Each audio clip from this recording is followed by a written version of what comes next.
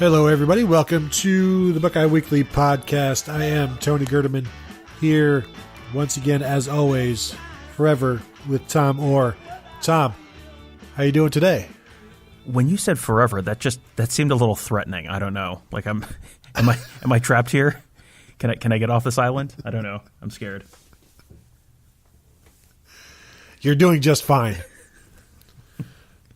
Sure, for now. Today's show, as we said on the last show, we've got a bunch of listener questions that we didn't want to just throw into one show and blast through it.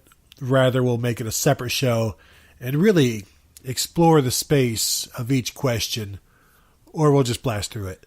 It is what it is. We got a bunch of questions to go through. Tom, has anything happened since the last show? We didn't talk about our NCAA tournament brackets, which I know your position on NCAA tournament brackets is the correct position, which is no one cares about your NCAA tournament brackets. But I did enjoy the fact that this year I'm completely out of the running, and if Virginia wins this weekend and Michigan State loses, my wife is going to win our neighborhood bracket and win a huge amount of money, or excuse me, not money, wine. They do it for wine here. I don't know. It's complicated.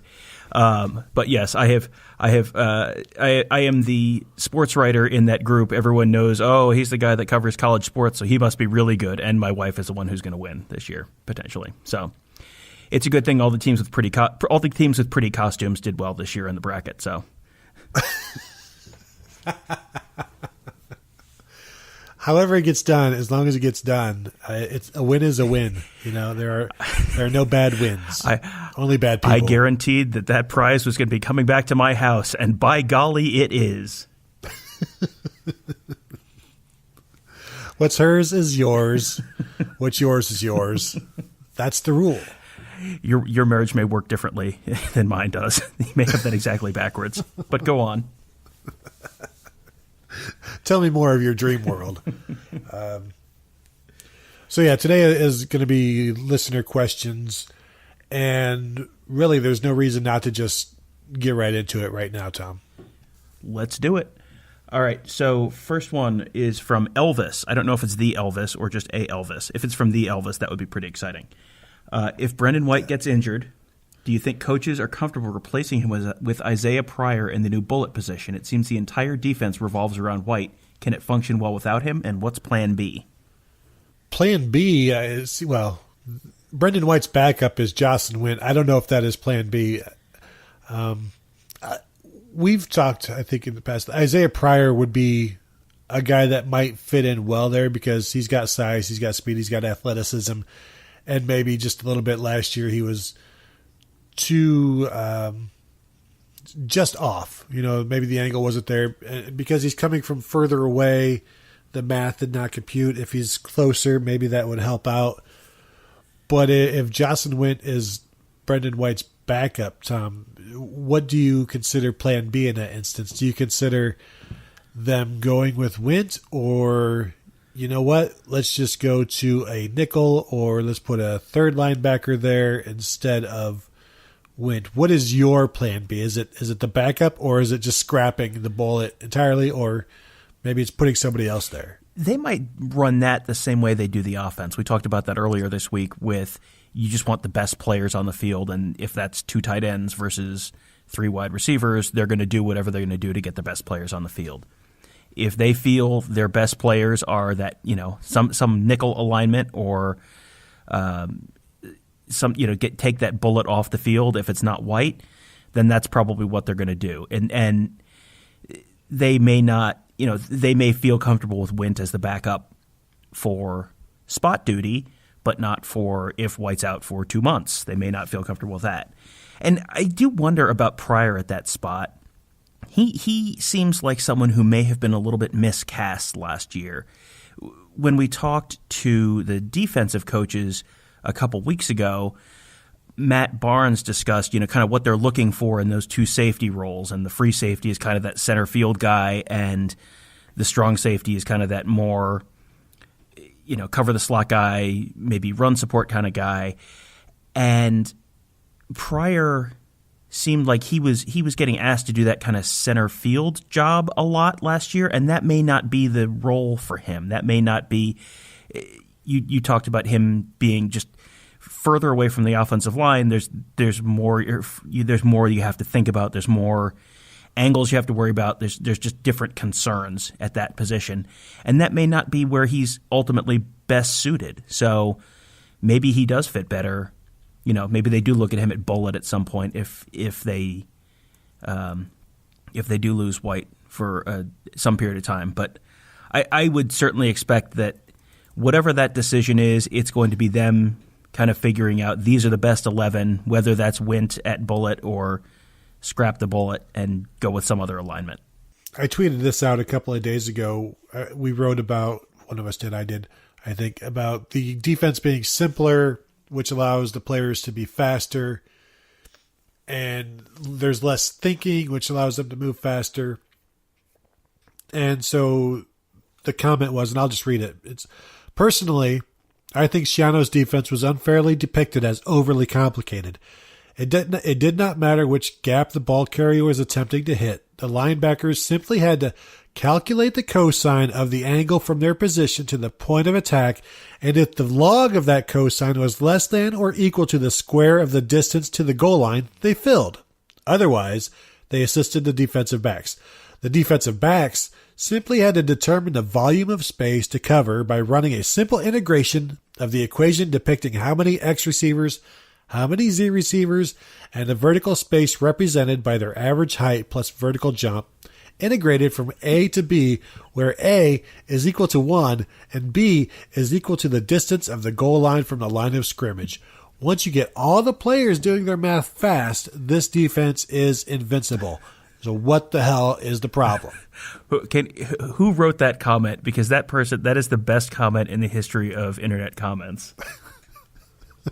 Well, and that's how I tweeted. I said, this is the perfect comment. And I of course, I left his name off because I want all of the credit.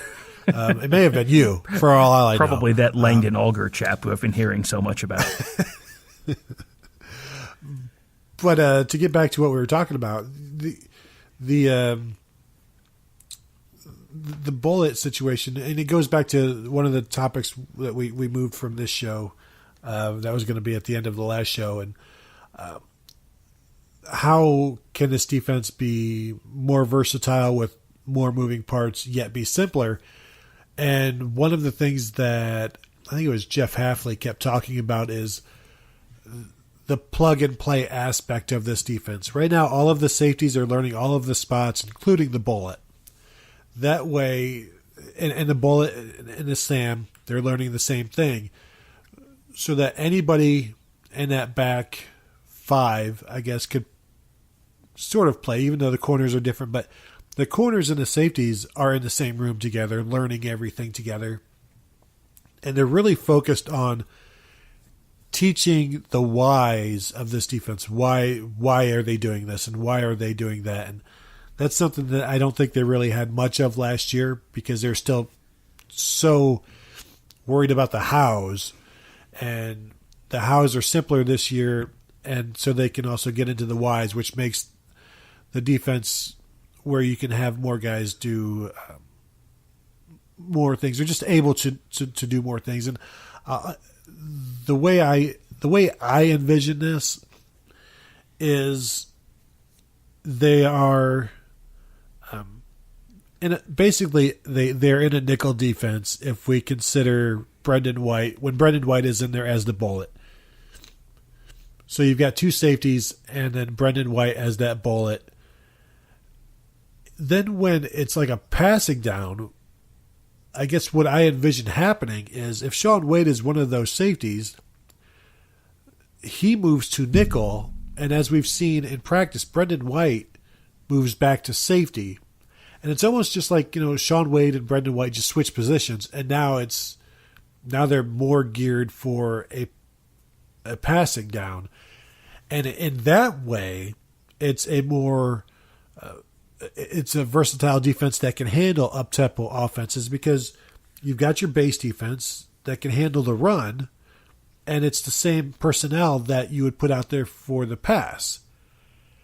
And it's how is this more versatile? I mean, you can do either with the same personnel grouping, and it allows you to handle whatever in terms of the tempo or whatever the offense is doing at that time. If they're, whatever they're posing, you have enough personnel to switch and go back and go from the run to the pass to the run to the pass.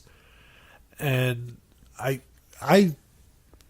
it's an interesting thought if that's how it's going to go. Sean Wade, I don't know if he's going to win one of those safety jobs. If he doesn't, now you've got a situation where you can't necessarily bring the nickel in on up-tempo, and now we're back to square one again, Tom. It's worth exploring this spring, I think, is the bottom line there. Like, take a look, see if it works. If guys can handle having to understand the responsibilities of two related but different positions, and they're not getting assignments confused or whatever, then yeah, sure, give it a run. I mean, you had a note in the rundown about how do they handle up tempo, substitutions if the opponent is running up tempo, and you don't, if this works, you don't have to do that. You can change your personnel within the same group on the field to reflect the game situation. I mean, if the opponent changes its personnel, then you get a chance to change who you have on the field. So if the opponent is going up tempo and not changing their personnel, then you have the ability to adapt to the game situation where what you want on 2nd and 8 is different than what you want on 3rd and 1. You're geared up for a different kind of idea of what the opponent is probably going to try to do against you, and you can adjust that potentially on the fly. It's just a matter of how quickly can these guys pick that up, pick up the responsibilities from both of those positions, and how effectively can they communicate? Okay, this is where we are.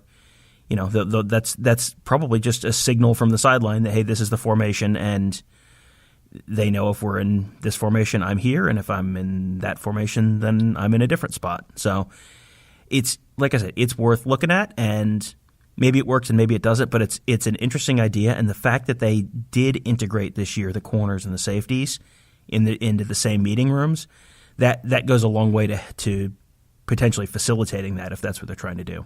Yeah, and in terms of like getting stuck with bad personnel in an up-tempo against an up-tempo offense, like last year's defense didn't have to worry about that because they would just give up touchdowns. And so then they would be able to substitute when they'd come back out on the field later on. So, I mean, that's another way of doing it. I guess you can afford to do that at times. You cannot afford to do it, Tom, on the road at night in the Big Ten against the Big Ten West team.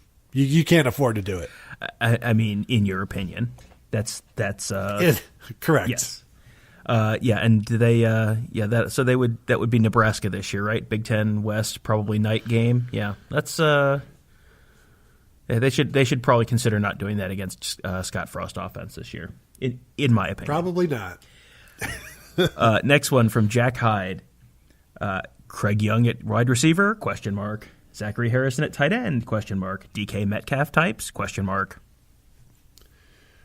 And if you're not familiar with DK Metcalf, is he a Ole Miss? Yes, Ole Miss wide receiver who was just an absolute combine freak. David Boston type. Yes, David Boston is a good comp. Yes, rocked up, as the kids say. But he was, I think, the strongest wide receiver, but also ran the third fastest 40 or something like that. It was quite a combine performance. And he's like 6'4", like 228 or something. But let's not compare him to David Boston as a receiver because Metcalf is basically just a straight route runner. In terms of like guys at Ohio State who do they have some freaks like him? And Craig Young, I don't know, a couple of weeks ago, he runs track and he tweeted out like 10.3 thinking emoji, as if to say like, maybe I'll run a 10.3 100 meters this year, which would it's not going to happen. It'd be like the fastest time in the nation. And Craig Young is, 6'4", 220 pounds. So, but even still, a 10.7 or a 10.8 like Zach Harrison runs is pretty good. But there's nobody like DK Metcalf, and especially since that guy would have to run routes, like actual routes, not just straight down the field. But if you want to see Zach Harrison as a wide receiver, there is a great photo on the internet, which is where all great photos are, let's be honest. Just like Google Zachary Harrison catch or something like that, and look through the images, and you'll see him in high school where he's reaching up for a catch, and he's towering over this poor cornerback who comes up to about his waist. And maybe that gives you an idea of what Zach Harrison could be on offense. But Tom, Ohio State, we talked about this in the last show. Ohio State has too many tight ends as it is. We're going to see the tight ends like crazy this year. You cannot also throw Zach Harrison out there with the tight ends. The receivers would never get to play. No, and there's not a need for it, and there's not, you could potentially see that at some point maybe they do that down the road in more of a kind of, I don't know if gimmick is the right word, but the way Clemson used some of their defensive linemen in goal line situations. I don't remember if that was Dexter Lawrence or one of those guys. Oh, Christian Wilkins maybe. Christian Wilkins. Yeah, as a goal line fullback and let him score touchdowns. Like you could see that where he certainly is athletic enough to do it. So if he is if he turns into a 15 sack kind of defensive end and they want to showcase him a little bit for Heisman Trophy voters, maybe that's a fun way to showcase him for Heisman Trophy voters or for Nagurski Award winners or Outland Trophy or whatever you want to sort of show him off for. And Craig Young is a wide receiver. He has played wide receiver in high school. The last I heard about him, they were thinking they were going to start him at linebacker. So right. if they're thinking they're going to start him at linebacker, he's probably going to. They are going to outgrow. They are going to feed him the same Zach Harrison diet we talked about earlier in the week, and he will probably outgrow the wide receiver position relatively quickly. But he's someone who he could end up anywhere from tight end to defensive end to linebacker to, sure, he could end up at wide receiver at some point. It doesn't sound like that's in the initial plans, but he's someone who they're just bringing in and they know he's good, they know they're excited about him, and they'll figure out what they're going to do with him later. So could that be wide receiver at some point? Sure, but probably not this year based on what we've been told, at least so far. Next one from Glandorf Buck. The running game struggled more than expected early last season. Was this only because they lost their running quarterback? Well, it was more than just early last season. It was all through the season, and we've talked about this many, many times, and J.K. Dobbins has aired his thoughts on it, and if you can check that out, go to Google, theozone.net space J.K. Dobbins, and you'll see plenty of stories about where he thinks things went wrong, and that's basically he was looking for home runs, trying to do more in his half of carries than was probably physically possible, rather than just running like he did as a freshman. And but I still believe losing J.T. Barrett hurt the running game, hurt the running backs, and yes, the offensive line could have blocked better and certainly could have been more forceful and aggressive, but you can't convince me that going from J.T. Barrett to a quarterback that does not run the zone read, that it certainly impacted J.K. Dobbins. I think we talked about it last week or the week before, how defensive ends would just collapse on him and crush him on those handoffs. So yeah, I think he was negatively impacted by Dwayne Haskins, as many people on the offense were. Let's be frank. Tate Martell 4-2. Okay. So Yeah, but I expect, and we've said, I think last week, we both took the over, talking 1,500 yards for J.K. Dobbins this year, which would be more than the 1,403 as a freshman. And not just because they're getting back to a quarterback who can run. There's several reasons, but for me, that's definitely one of them. Now that the quarterback is a threat to run again, that's going to make things better for the rest of the running game. Sure. There's that. There's the offensive line, which you mentioned. They will probably be running a little bit of a different scheme this year with Mike Yurcich's influence. That may change things a little bit. But and the fact that they're going under center, that may impact it a little bit too. They're not probably going to do that a ton, but just gives you a different look. Potentially that sets you up for some additional success this year as well. And I don't think that any one of those things is the thing. I mean, everyone wants what was wrong. What was the one thing that was wrong with the running game last year? It's like, well, have a seat, pull up a chair. This is going to take a while. There's a few answers here, and we probably won't know exactly which one it was. I don't think there really was one individual thing that was the singular cause of the issues last year. It was a combination of a lot of different things. But the fact that you are running out of the shotgun without a running threat at quarterback, that's one of them. That I think is one of the things that was probably to the detriment of the run game last year. Not probably the number one issue there, but it's on that list for sure. Next one is from Xenia Buck. If a revenge tour results in losing to your rival, is the following season a double revenge tour? It wouldn't even be double or nothing. It would be like single or nothing, because there's nothing double, unless you're doubling the loss, and you can only have one loss in a revenge. Although the whole, I guess it just depends on how many losses they have to avenge. That's a lot of math, Tom, and my brain is still a little wonky after reading the perfect comment earlier.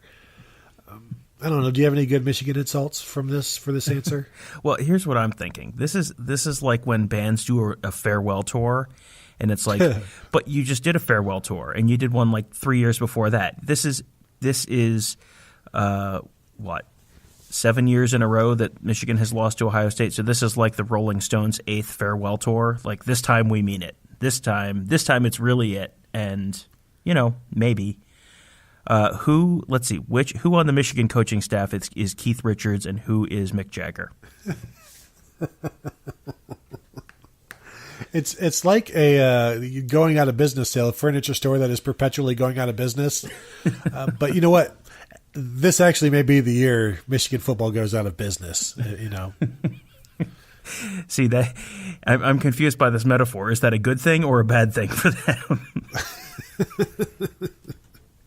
They are going to sell that waterbed this year. They're going to find a buyer. Probably Rutgers, because you know how New Jersey people are, Tom. You used to be one. That is true.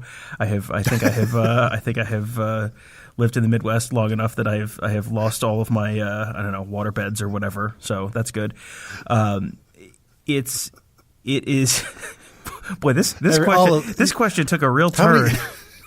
How many water beds did you pop with your switchblade? All of you New Jersey people. Intentionally or accidentally? Both. Because when you're late with the money, yeah, it's. I really, if you really had to describe this century of Michigan football, I think the store whose business model is one continuous going out of business sale, that is kind of a perfect encapsulation of this century of Michigan football. The on the outside of Michigan Stadium, you've got like the neon paint, and it's got the nice black outlines of all the big bubble letters. Going out of business, everything must go. but there's only one exit, so it takes a while, for everything to actually leave out of that place. But yeah, you can get some really good deals there. Remember, not too long ago, you buy a Diet Coke, you get 2 tickets. And how could they not stay in business with that kind of model? Come on. We're losing money with every ticket, but we're going to move 100,000 tickets. So we'll make it up in volume. A lot of Diet Coke. We'll make it up in volume. Yeah. So yeah, sure. All right. Next one from Crab Apple Buck. What does a return to the star? I believe that's Crabapple Buck. Yes. Next one from Edna Crabapple.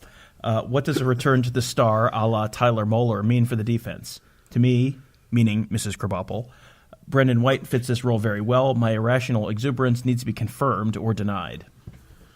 Yeah, and we've talked about this quite a bit already. But I think what it does, Tom, and I asked Ryan Day about this a little bit, like when you have a guy like Brendan White, what does that do for you as a play caller and a coordinator? And he went through all of this stuff, how you have to identify him. You have to watch enough film to identify the tendencies of what he does when he is lined up, where he is lined up. And you'll see Brendan White this year lined up kind of at linebacker. You'll see him on the line of scrimmage as a pass rusher. You'll also see him back at safety. So, when you're watching a quarterback and he stops and he points and he says 52 is Mike, and he finds the middle linebacker and he make sure everybody knows. They're also going to have to do that with Brendan White, because he could be any number of places, and based on where he is, that will also tell them what Ohio State's tendencies are in those situations. It's not like they do everything from every alignment where he is. They only do certain things from each alignment. And so if they know, well, when he's on the defensive line, when he is looking like a pass rusher, they generally only do these 6 things. That eliminates a lot of possibilities in their minds. And it forces an offense to work harder in terms of finding these tendencies and making sure they are aware of where Brendan White is. It just gives them one more thing to worry about. And as we said before, it makes them a very versatile defense. And Tom, as we patted ourselves on the back in the last show, we were saying Brendan White would be perfect for this role. And so far, nothing we've seen has made us look stupid. It's still early. In that case, yes. Yeah, I mean, he was, when we went through the discussion, I don't know, back in January or whenever it was that we first kind of heard about the fact that they might be looking at this, he was literally the first name that both of us came up with for the spot. So yeah, he seems like he is the perfect guy to fit in that spot. The interesting thing, you were talking about, the tendencies and, okay, if he's in this spot, they're going to do these 6 things. What that also gives you is the I know that you know that I know that you know kind of element of football where, okay, you get to the end of the season for the Michigan game. When Brendan White is in this spot, they know that we are going to do this. But if we break that tendency and do something different to counter that, then they're going to, then you have, if Brendan White's on the line, they always run man. Well, okay, in Michigan, then you're going to run zone there and you're going to break your tendency, and all of a sudden you've got a guy there in the passing lane and it's 6 the other way. Like that's the kind of thing that you set up a tendency, and yes, it makes the other team have to work harder, but it also that sets up an opportunity for you down the line to break that tendency and potentially get, turn that into turn the fact that they are paying close attention to you into an advantage for yourself. So that's one of the million reasons that football is super interesting and worth discussing all year round. But that's one of those possibilities that's just worth filing away for later in the year. And a lot of times, since we are not necessarily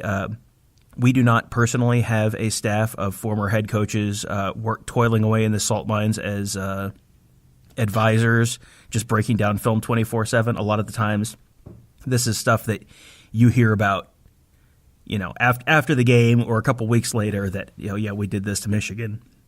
And that's just always a fun, that's always just kind of a fun peek behind the curtain at kind of how the sausage gets made.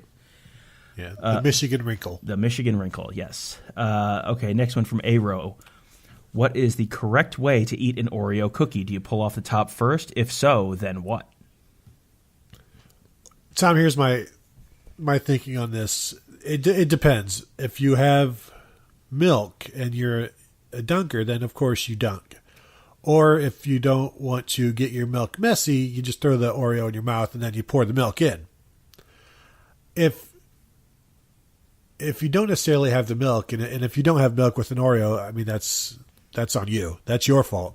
But if I'm just eating cookies, then yeah, I'm going to pull the top off.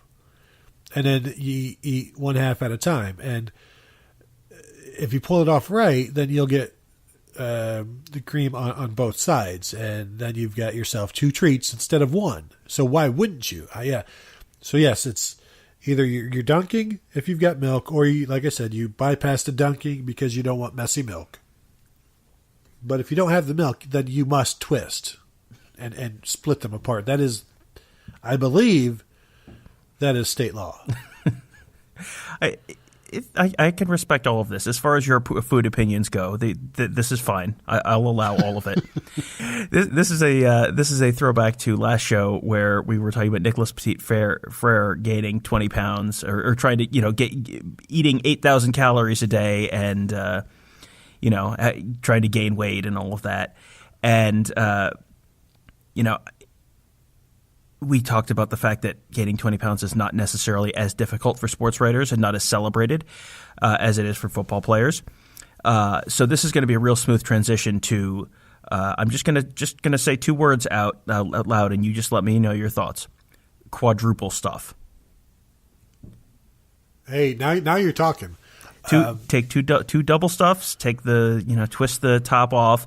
If you twist them off cleanly, and you get just the one half of the cookie and the stuff in the middle, and then you do it again, boom, quadruple stuff, and then you've got 2 little chocolate wafers, and they're fine.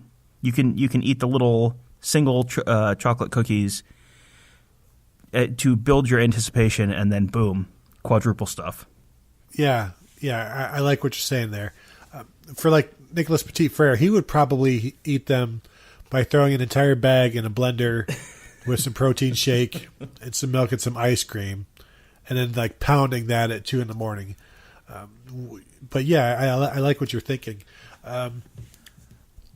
You know how McDonald's, the secret menu McDonald's, the McGangbang, which is like the McDouble and the McChicken.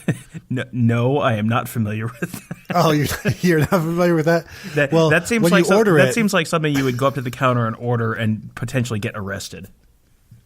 Exactly. That's why I've never ordered it, because you got to know who you're talking to. But it's out there. It's a secret menu item, but that's kind of like what you've got with the Oreo there. So I've never done the 4 Oreos, the quadruple stuff, but something to shoot for in the next few months. Yes, for sure. If you were interested in consuming the 8,000 calorie diet for Nicholas Petit-Frere and doing it solely in double stuff Oreos, it would be 57 servings, which is 2 cookies per serving. So that would be 114 cookies. So if you wanted to do that, you want to put the Nicholas Petit-Frere 8,000 calorie diet in perspective. Try eating 114 double stuff Oreos. That doesn't sound like a lot, because if you think about it. I bet once you probably cut that down to 80. I bet once you had about 20, it's going to seem like a whole lot. Maybe we'll have to see. We'll make a day of it. All right, next one is from Brock Doctor. The new upgrades at the WAC. Have you seen them? How do they compare to other schools' facilities? The answer is no. We have not seen them, at least in terms of what Ryan Day was posting with the new or the upgrades in terms of like the kitchen area, the food area, the lounge area. They did some upgrades there, I don't know, maybe 5-6 years ago, and they took us up there and let us walk around and see the upgrades. They are upgrading the upgrades, but maybe we'll get to see them. The only upgrade time, we were talking about this before the show, the only upgrades that we have seen is we have finally gotten our lobby back with tables to work at, and we're not getting food yet, and we may never ever get food again, but at least now we have somewhere to work. And a lot of times there's even an outlet in power. So I'm just happy we're back to being able to work at the WAC instead of the quote unquote the office at McDonald's. Yes, the last couple of years they've had construction going on in the lobby of the WAC, and the whole middle portion of it had been all walled off with construction stuff. I think they had lacrosse stuff stored in there or something like that. So we have had to resort to going to the McDonald's down the street to use their Wi-Fi and have tables. So this is definitely a major upgrade and much appreciated. We don't ask much. Power, Wi-Fi, some sort of flat surface to set our computer on. You know what? That's fine. That seems like best in the NCAA facilities after the last couple of years. So sure, we're on it. You're right, Tom. I would like more power. That seems like if anyone who listens to the show knows that that's a terrible idea. I am glad that we no longer have to go to McDonald's all the time, because did you see the study about the touch screen ordering things and how much fecal matter is on each one of those, and it's enough to make you sick. Even more fecal matter than is on the actual food. Well, now I'm not going to lick the touch screens at McDonald's anymore. See? You idiot. Next one from our good friend and faithful correspondent, L. Alger. No, that's too obvious. Let's go with Langdon A. Who rushes for more yards this year, Justin Fields or Tate Martell? Tom? I am going to go with Justin Fields.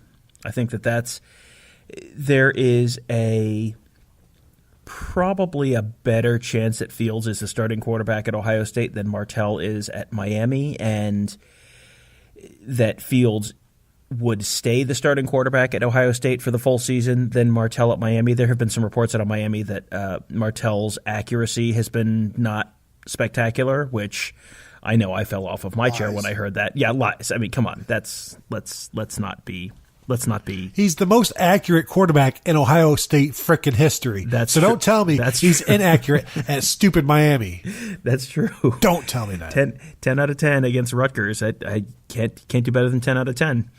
I do think that it would not surprise me if they ended up close, especially if Martell plays and starts all season. But boy, you see Fields and you see how explosive he can be in that run game. Just the little snippets we've seen in practice. And I think he'll finish with fewer carries than Martell, but more yards. If I say 700 yards rushing, you going over or under that for Fields? Probably under. Probably. I think that they'll be pretty judicious about how they use him in that run game. Especially, we've talked about the fact that right now they have 3 scholarship quarterbacks on the roster.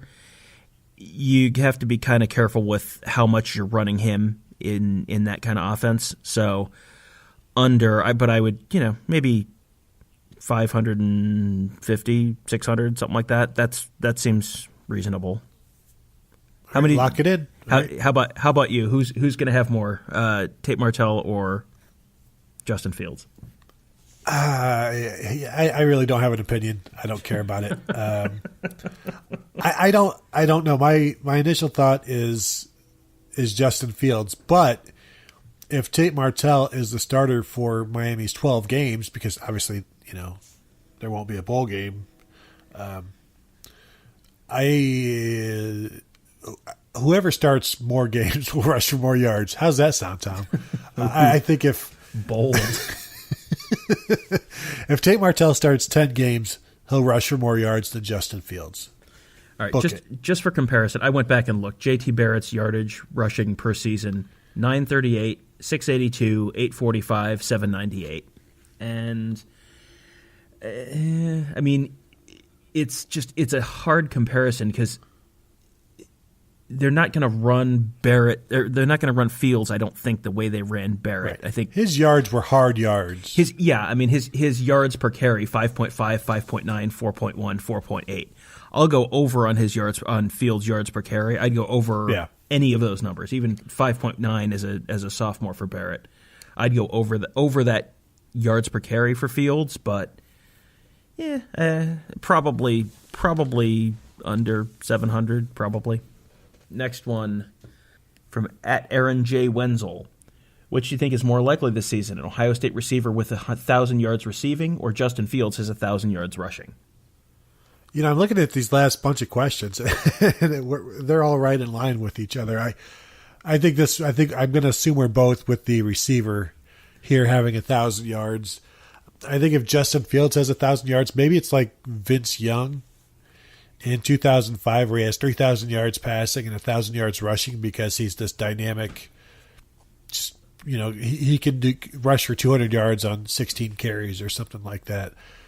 But I'm not expecting that at all. You look at who could be a 1,000-yard receiver: Austin Mack, Chris Olave, KJ Hill, CJ Saunders, in case Brian Hartline is listening. And we know he is. And we know he is. Yeah, you'd have to raise the bar on the 1,000 yards for a receiver, like 1,300 or something, before I might start tipping towards the quarterback or Justin Fields. Yeah, I think there's a chance that like a KJ Hill gets there this year or someone like that. KJ Hill's going to have a whole lot of receptions this year because they lost 90 receptions from Paris Campbell last year, and KJ Hill was already the leading receiver on the team 2 years ago and one of the leading receivers last year. So KJ Hill is. I think there's a better chance KJ Hill goes over 1,000 yards receiving than Fields over 1,000 yards rushing. Next one from longtime Buckeyes fan. Are my expectations that Fields will run like Braxton and throw like Dwayne too lofty? Short answer, yes. Will he be the greatest running quarterback in Ohio State history and the greatest passing quarterback in Ohio State history? The answer is no, because that person is at Miami right now.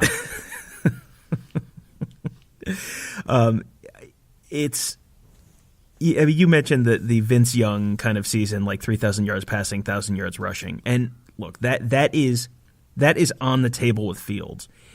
There's a long way to go to get to that point. He is so physically gifted that I don't think there's anything okay, can't say anything, but there is very little that you could say that was like, do you think it's possible, theoretically possible he could do this, that I would say no. I could see a 3,000, 1,000 kind of season out of Fields. I could see breaking a J.T. Barrett single season touchdowns accounted for record. I guess it's Haskins now, and he had 54. Like, sure, like I could see that, and it's 40 touchdowns throwing and 15 rushing. Like, sure, these are all like 95th percentile outcomes. This is not what I'm expecting from him this year, and that's kind of an important distinction, what you're expecting versus what's possible, like what's within the realm of possibility given his skill set and the system they're running and the talents around him. It's possible that he just turns into that kind of player, but I think that's pretty unlikely that he would live up to both of those. Dwayne Haskins was just – Fields has the arm strength that you could at least compare to Haskins. Haskins probably has a stronger arm. Haskins, to date, from what we've seen from Haskins and what we've seen from Fields, Haskins is a much more accurate passer. That is a big, big difference. That's an important distinction. And so Fields has that big arm, but if he's not quite as accurate as Haskins, he's not as good a passer as Haskins. It's possible he gets there before this fall or before the fall of 2020, but he's not there yet.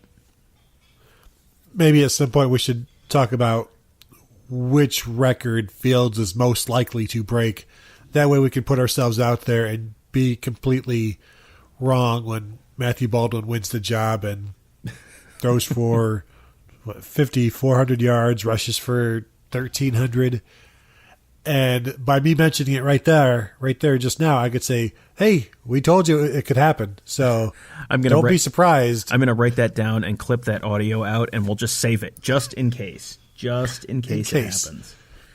Next one. Yes, go ahead. No, please do. Next one from Barrett777.